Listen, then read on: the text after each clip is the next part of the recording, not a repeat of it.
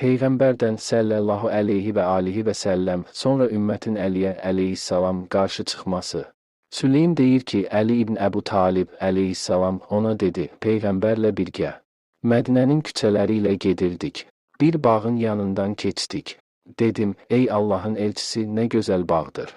Dedi, bəli, nə gözəldir. Sənin cənnətdəki bağçan daha gözəldir. Sonra başqa bir bağın yanından keçdik. Dedim, ey Allahın elçisi, nə gözəl bağdır. Dedi, bəli, nə gözəldir. Sənin cənnətdəki bağçan daha gözəldir. Beləliklə 7 bağın yanından keçdik. Hər birinin də yanından keçərkən, ey Allahın elçisi, nə gözəl bağdır.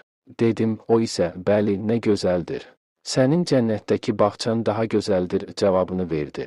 Yolun sonuna çatdıqda məni qucaqladı, gözləri yaşla dolmuş və hər an hönkür-hönkür ağlayacaq kimi bir halda dedi, tənha şəhidə atam fəda olsun.